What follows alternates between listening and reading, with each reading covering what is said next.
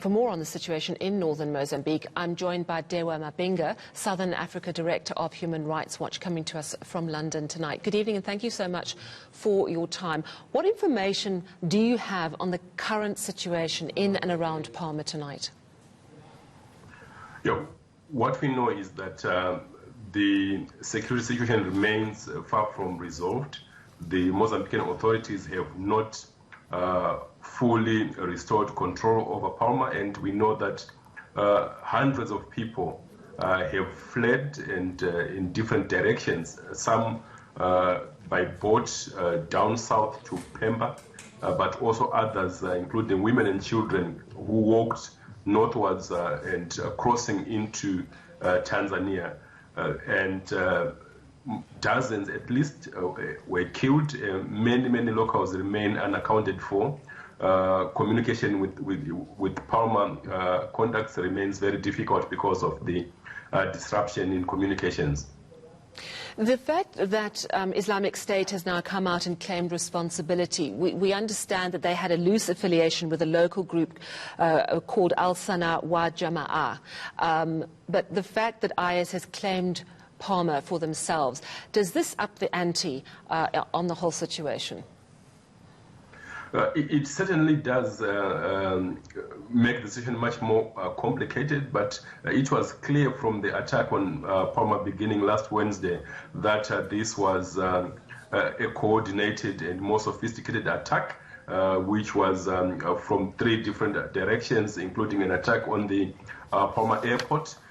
And so it has shown that this Islamist group, armed group, has been escalating its methods and attacks since October 2017. The group is known by multiple names, sometimes referred to locally as Al-Shabaab, and also just earlier this month, the U.S. authorities designated it ISIS Mozambique, and now there is a clear link that has been established with ISIS, which makes it really urgent and long overdue for the regional bloc, Southern African Development Community, and the African Union to swiftly move in to support Mozambique, to protect civilians and find a lasting solution to this crisis.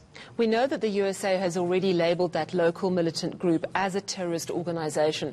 Is that an indication that we're likely to see some sort of international response, sort of a UN-level response soon? Well, yes, it is an indication, and we also know that the U.S. government has its special forces now in a 2-month arrangement to train Mozambican security forces with regards to counter-terrorism initiatives in Mozambique. So yes, an international response is important, but much more important is a response from Mozambique's neighbors within SADC and the African Union to coordinate and ensure that this festering crisis in Cabo Delgado province does not spread and engulf the entire Mozambique as well as the entire Southern Africa region. We have known about these sporadic attacks for some years now in the northern part of Mozambique. Why do you think it's escalated at this point? Do you think it's got something to do with Total about to restart their gas project there? Well, it could be connected. It's not clear because this group has not said specifically and clearly what has motivated these attacks and the escalation in the attacks. But one of the contributing factors has been, the slowness with which the Mozambican authorities have responded. They have, for these past 2 years now, downplayed the seriousness of the issue, and they have not made it a top priority for the authorities. They have closed out access to Cabo Delgado province for the media, for researchers to properly investigate what is happening there.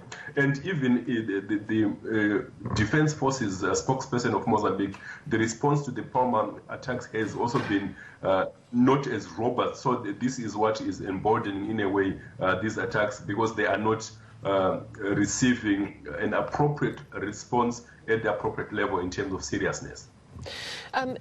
We did speak a little earlier about the situation on the ground. You said that dozens of people had been killed. Do you have any details about whether these are the foreign nationals who were there for the gas project, whether it was local residents who were trying to flee the area, or is it just impossible to say who has died and to identify who has died at this point? Just before communications were cut off with Palma, we were able, as Human Rights Watch, to ascertain that the attacks by this group and the killings were indiscriminate. They were shooting out in the streets, at buildings, at a local bank, at local hotels. So those killed will definitely involve locals, but in terms of identities, it has not been possible for us to ascertain. But we know that certainly a good number of those killed were locals, but also foreign nationals were caught up in the attack. And also we know, as confirmed by the Defense Ministry of Mozambique, that a convoy that was leaving Amarula Hotel in Palma came under attack, and 7 people were killed in that ambush of the convoy. So that is also what we know. But we are yet to establish the exact extent of this attack and impact.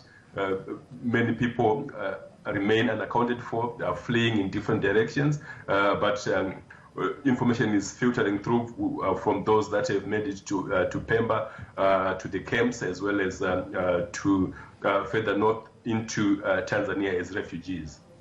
Very worrying situation indeed. Thank you so much for telling us what you know. Dewa Mavhinga, Southern African Director of Human Rights Watch in London.